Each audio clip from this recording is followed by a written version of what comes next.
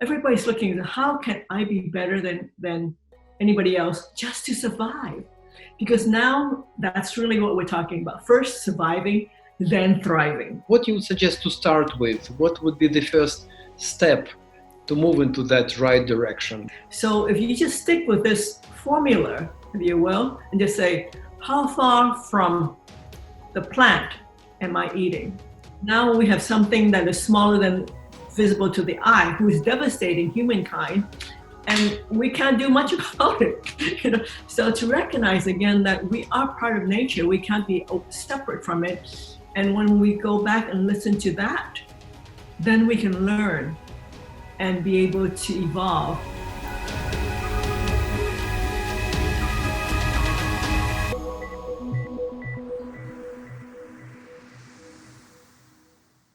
So shall we start? Shall I introduce you then? But please correct me if I miss something. You came to America with having all disadvantages thinkable. I mean, you were a woman, and no matter what they say, it's still a man's world. It's getting better, but not that fast. Then you were a woman of color.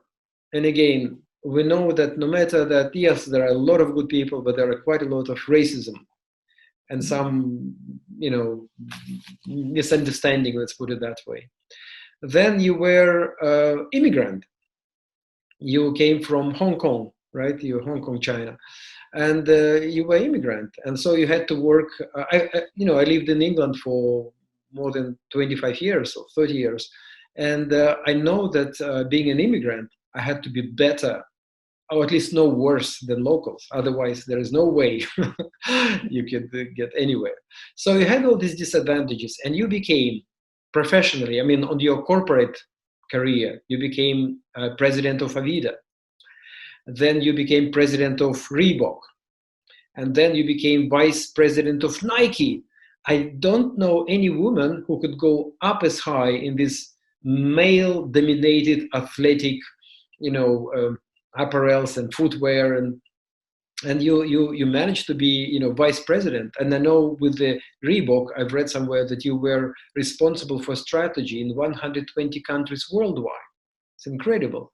And then you are a writer, and you've written a book which I've read recently, and it's a wonderful book, Happiness Choice. And I've read somewhere actually a couple of days ago only that it's the third most read book among business people.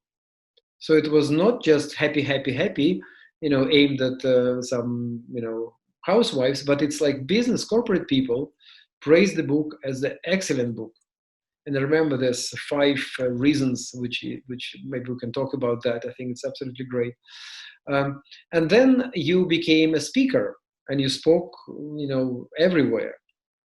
And your awards, which you received from different countries, and I was in Thailand, and you're known there. Greek people know you there, and you have this US Foundation. You're co-founder, right, of that very important initiative, which I would like to mention as well today. So you have done a lot, and you are still doing. You still feel that I would like to ask you that question: whether you feel that you've achieved what you wanted to achieve. And I know the answer. You'd say, hey, Gennady, I just started. Because it's like, I think now genes. So we just started.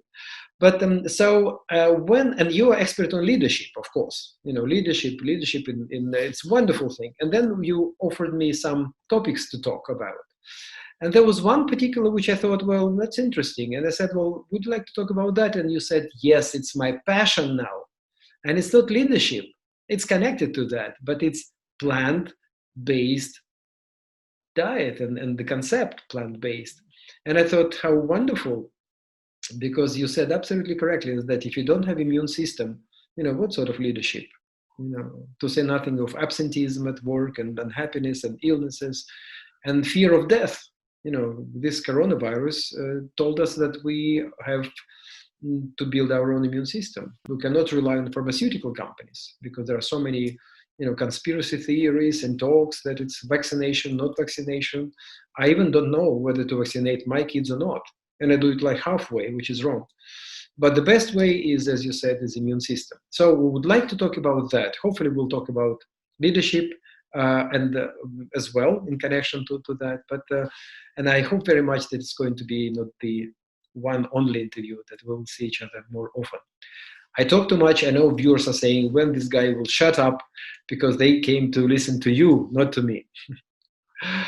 So shall we start? Why did you move to to this plant stuff? What triggered your change? And it was relatively recently, right? I mean, no, I mean. Well, I guess I can't say it's recent because it's not really a shift to it. It's something that I've done all along.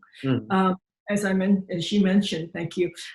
Leadership is something that I share a lot about because I've had many years working in 120 countries, as you mentioned, about how to be a leader. And most people now, I should say all business people, are looking for how they can have the competitive advantage, because business is difficult now with the world as integrated as it is, and also as separate as it is right now. Everybody's looking at how can I be better than anybody else just to survive? Because now that's really what we're talking about. First surviving, then thriving. So then I was looking through all the things I've been doing, and I've actually been working on this probably in the last year or so, and looking back more analytically at my own success and also the success of the people that I've coached over the years, and saying, what is the secret ingredient? What is the tool that they have that makes a difference that some people may not have? And then that's when this came up. It's not what's new, it's just been part of my toolbox, but I never thought of it as such because it was just part of me. It's like, you may not think about breathing as an asset, but stop breathing, you realize very quickly that it is very key to your well-being, breathing. And just the same thing, eating. What we eat is so crucial and basic to our lives. We may not think of that as being a tool, but stop eating and you'll realize that very quickly also. And that's really where it came about. And then that's when I started thinking about, I've been plant-based for 20-something plus years. Wow. And that's really where the advantage came up from, because of how it's given me the stamina, the endurance, the mental agility, and the ability to be able to have presence of mind when things are going south. And as you know, in any business deal, sometime during the situation, it's something they're going to go and just come and hit you from the side that you never expected. Oh, to say every 40 days, Brian Tracy used to say every 40 days expected trouble. So, and sometimes more often than that. And so that's when I decided I should share about this tool that I've been using for all this time that I never even thought about as a tool, just like I never thought about breathing as essential until I stopped. And then we realized we can't. And so that's where that came in more into the consciousness. Right. Yeah, because eating and it's really like it affects not your just energy level, physical, but it's psychological as well. I think it's psychological health as well. Tell us more about that. I know that there is on the internet, there are a lot of your recipes, how you suggest, what people should eat. And it's really wonderful. I mean, it's wonderful stuff. And it's actually cheaper than a lot of people think. So more and more people are turning to becoming vegetarian. And I did myself. It's like more than a year I'm vegetarian. I felt okay before, I felt okay now. But psychologically, I feel better. Psychologically, I feel better that I can stroke a rabbit and without feeling guilty that I might eat you one day. But I don't want other people to feel guilty. So it's not the moral thing, but it's really, it just comes as a side effect. But more, it's like you said, having a tool. Right. And that's really very key is, as you said, we all have to eat several times a day usually. And like me, I love to eat, so it's something I enjoy. But one thing that what we eat makes a big difference. Is we talk about food coma, which means you eat too heavy a meal and you're dropping off and not being able to respond or think clearly, or if you eat too much sugar and then you have a sugar high and then a crash, or if you drink too much coffee and you speed and then you crash. All these things are part of what everybody knows that food does for us, but we don't think of it as the other way. It's like what you eat is going to either support all your goodness in your body, in your mind, in your emotions, or not. And so it's not an either or, because that's what a lot of people get very worried about. Oh, you mean I only can eat, and you fill in the blank. It's about consciousness of how you eat and what you eat. And that really is the beginning of your listening to your body, and other things happen. You're going to recognize that you can feel more alert, less heavy, physically as mentally, as well just emotionally. And as you say, you feel good about yourself. And all those things is going to keep and give you the advantage you would need to succeed in today's world, in business as well as in life. Right. Yeah. Which is seems to be like small thing, but at the same time, it's not a small thing. It's a big thing, and it can change a lot of stuff. People can change, become better, stronger, more motivated, psychologically more agile, and the strong, like all this wonderful thing. But what you would suggest, for those who never, or for those who thought about it, what you would suggest to start with? What would be the first step to move into that right direction? Because it's like officially recognized, even all this fancy World Health Organization and all this, they're admitting that non-meat-eater, they have better resources to stand up and And it's very simple, and it's not anybody can do it. Just eat closer to the source. What I mean by that is eat closer to whatever it came from. So let's use corn as an example. Corn on the cob is as close to the source as possible. It's just corn by itself. And then you can have cornmeal or grits, which is just corn ground up, pretty close. And then you have cornstarch, which is separated aspect of corn, just the carbohydrate part. And then you have high fructose corn syrup, which is a very highly refined aspect of corn. And as you can tell from corn on the cob all the way to high fructose corn syrup, we're getting less and less of the whole corn and more of the refinement and adulteration, if you will, of what corn, the plant itself, can give you. So if you just stick with this formula, if you will, and just say, how far from the plant am I eating? And that makes, or even if you want to eat animals or fish, how far from the animal or the fish am I eating?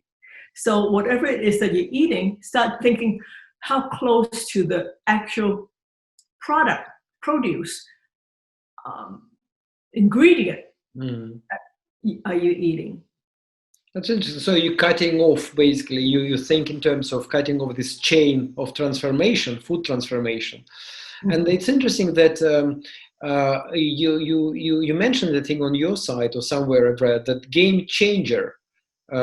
This is the fantastic thing. It's documentary about the UFC fighter, MMA fighter, who was eating steaks, and then he got injured, and then he switched his diet and became healthy again. And Arnold Schwarzenegger, whom I'm happy to know, and I interviewed him for an hour 2 years ago, and he was saying that it was marketing. Like, we were told that steaks are good for men and men are associated with the meat, and it's rubbish, he said, because all the strong people actually more and more just have vegetarian diet.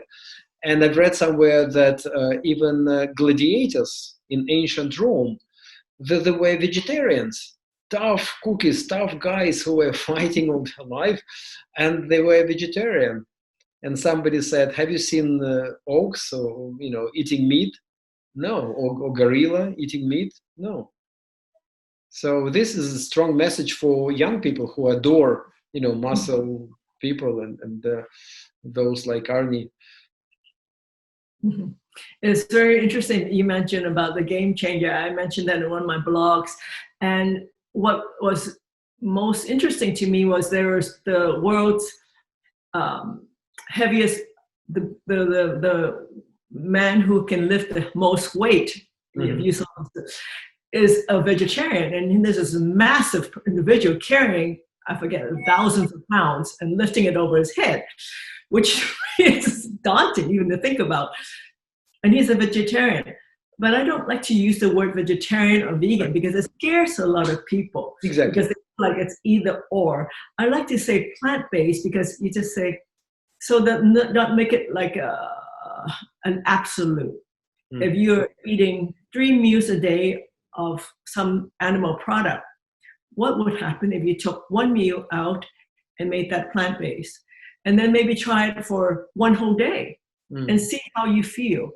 And that's really the test, not what Game Changer says, what I say, or even Gennady, who has so much authority on the subject. Just see how your own body feels, your own energy level, your own emotional balance, your own clarity of thought, and the ability to think on your feet, how tired or not that you get. So these are the things that you can find out. And so that's why I urge people, try it for yourself, not as something that you have to do because somebody else told you, but because you can find out how you feel. Just stay closer to the original source of the plant. Another saying I said is, eat plants, not things made in a plant. Very good. Very good. Yeah. But do you think it can possible to switch this kind of, or to incorporate this diet into diet of elderly people? Some people say you cannot change when you're, after 50, after 60, after 70. They say it's bad because your body is sort of used to function in a certain way, and then you deprive it of protein and all this stuff. Do you think there is something in that? I can give you an example. A friend of mine, he lives here. You might even know him, Ishak Adizes. Oh, I love him, and he is a great kind of writer. Oh yes, I mean, and he's so popular in my part of the world. And in fact, he was just recently in Yekaterinburg and in Moscow, and he's got presence in Moscow. He's a very known, and I spoke to him once myself. Yeah. Well, he's a friend of mine. As you know, he's rather senior in age. Senior and very direct. I know, at least when he says it's rubbish, it's good. But now he became softer. But he's a great guy. I like him. Yes. Well, he had a health issue. He needed a transplant. Right now, I apologize. I can't remember his kidney or liver, one or the other. And because he was already 78, he was not put on the priority list because he's more senior than, so they go by age. So he's having a hard time he's about to go on dialysis, and he was losing weight, and he was having all the symptoms that one would have when they have toxicity in their body. And his wife decided, she was afraid what was going to happen to her husband, that he might even die before he would get a transplant, because it's a very rapid decline when the body starts building up the toxins. So she started him on being a vegan at 78 years old. And he's completely went plant-based. And for the next 2 years, until they found a donor for his organ, he maintained and survived and was able to tour and do the things he was doing because he converted to plant-based diet. He got his transplant, as you just mentioned. He's touring Europe. He's doing all this. He looks great. and he's like 81 now, maybe even 82. But my point is, no, it's not age-based, because when it comes down to the fact, when you think either I'm going to turn into a plant-based diet or I'm going to have serious health problems, people change. And he's an advocate now. And I can imagine, yeah. Because interesting that about 4 or 5 years ago, he was supposed to give a talk in Moscow. And I was facilitating the talk, etc. And then he said, "I'm not coming because I've got health problem." And he had his presentation online at that time, so it was a solution very unusual at that time. And he looked very tight. He looked very kind of down. And then I saw him this year on an interview, and it's another person. And I thought, how wonderful. I mean, he was supposed to get older and weaker, but he was not. He was talking, he was actually became softer. Before, I think, and sorry, I mean, if he listens, my apology, he was a little bit aggressive in his conclusions. Now he's talking about love, and he's talking about, that love saved the world. And I thought, well, it was what has happened. And now you told me that he's a friend of yours. He's very famous, really. Isaac Adizes, I mean, he's a great guy.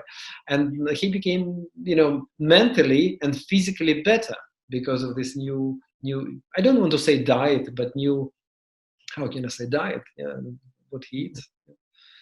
Because it was a plant-based situation that saved his life and opened his heart and made him more aware of how dependent we are on the planet and on what we eat, because we impact the planet as well as the planet impacts us by what we put in. And as you said, he became a wiser person, if I would say, more compassionate and more integrated. And you're right, I've known him for many, many years, close to 20 years. And he's a very aggressive man. And now he's equally successful, even more so, but with more of a mellowing, understanding, compassionate way of operating, which is really helping him and also his family, because I noticed how he's interacting with his wife and his children. His daughter, I think I spoke to his daughter once, I think, over the phone.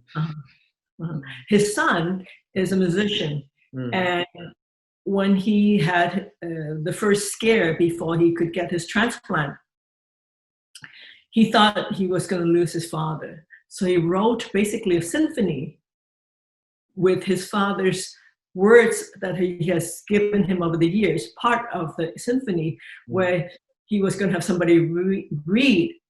Thankfully, after he went into a plant-based diet and got a transplant, his father could read the words himself.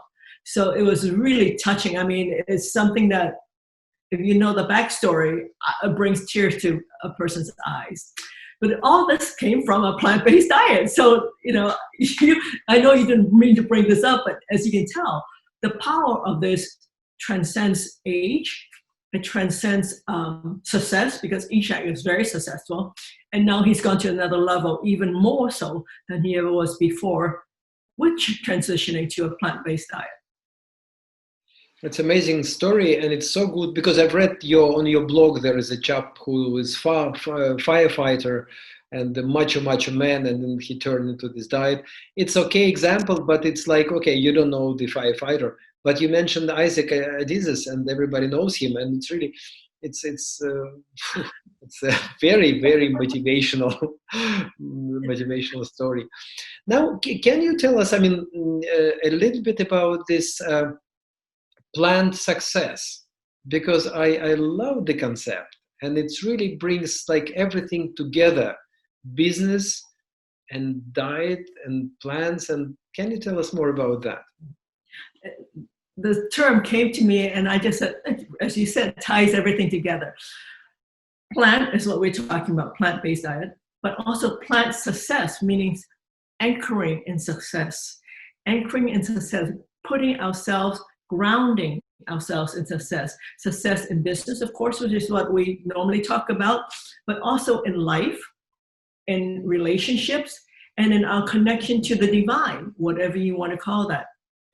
And so planting is a double meaning. Plant as in what we see, eat, depend on so much to give us life, because oxygen comes from plants too, as well as anchoring in success. So it's showing our own integration with the world and depending on the world and giving back to the world and to the earth and to nature.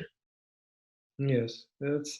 I hope. I mean, you mentioned that this concept is already getting popularity. Let's put it that way, and more people are really using it. And I would like to use it because for me, it's really something which is which kind of gets us from just a good idea into something solid, more kind of connected to our life, to business, and then the growth, and then it's really good. So I would like to read more myself about that because I think it's absolutely great concept.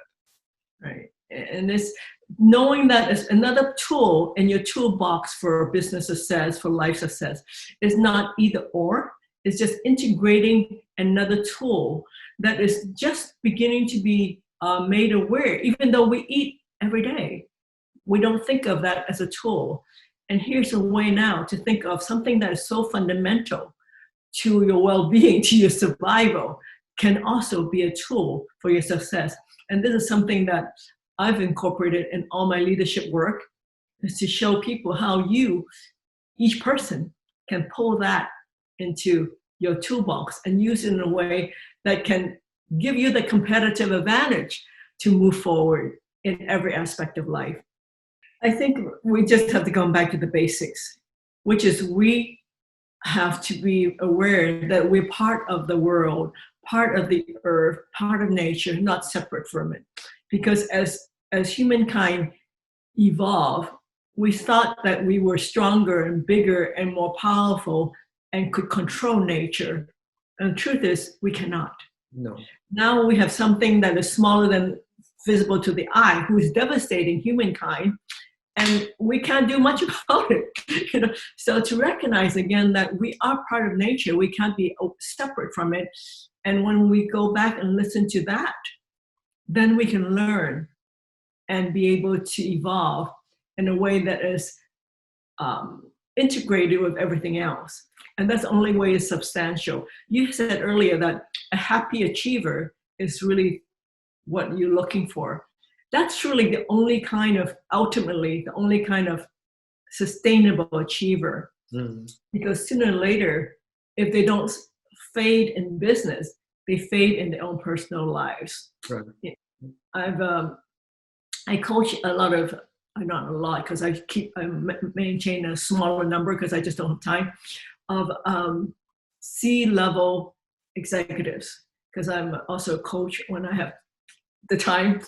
And most of them have the issue of still worried about self-worth. Am I good enough? Maybe people don't realize that I really don't know everything, because they all think that I know everything. That thing inside of themselves. And also, what else is there? Have I really achieved? How come I'm not happier? Because I've achieved all the things that people told me that I need to be happy, and they're not. It's because they forgot that achieving status of different kinds, whether it's a position in business, whether it is status symbols, whether it's the third, fourth, fifth house, fourth, fifth, sixth car, or fourth, fifth, sixth yacht, it doesn't really matter. It has to come back to what you said, inside.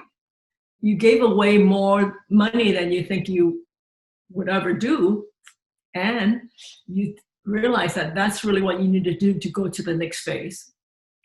Absolutely. Yes, and that's people know that, and now I've got the feeling that because of internet, everybody knows everything. But to do it, really, everybody says, "Oh, I know this. It's not new." But to do it, to incorporate it into your life, to diminish your ego, and to understand that you are the person next to you no worse and no better than you are. You're just human, and so it requires wisdom. And I started getting that when my hair turned gray. I was chasing every dollar I could find when I was 20 and 30. I was consultant and then speaker. I mean, I didn't do anything bad, but I was really monetary was consideration one of the driving force. And now I know that, well, I mean, if you don't have health and if you are got the virus, I mean, what money can, do to you? Nothing. Or if you don't have people around you and if you don't have those who love you, and then, so, well, but we do our part, what I feel is right, and I do my bit to make the world, sounds a little bit like ambitious, but world a little bit better. I like this phrase, when leaving this world a little bit better than when we enter this world. And I think this is really at most what we can do, I think, in life. Yeah. Well said. Yeah, well, it's not me. Your heart, that's all that matters. Exactly, yes. That's what you said about touching your heart, reading. Yeah. It's I even don't know how we met, but for me you were always a good example how people should treat other people. I mean, with compassion, with the interest, putting your heart, and it's, for me, it's very, very important. And thank you so much. Thank you so much for being with me. And I hope, fingers crossed, you'll find time sometime later on when I'll become, famous blogger, to talk about leadership and some other things which, some people feel also very, very important, of course. Yeah. Thank you. It's a joy. I enjoy speaking to you because you have the wisdom and the breadth, and maybe it's something to do with your plant-based diet too. Well, maybe, but as I said, I'm kind of beginner. Thank you this way, but thank you so much. So talk to you soon, and be safe. Bye-bye.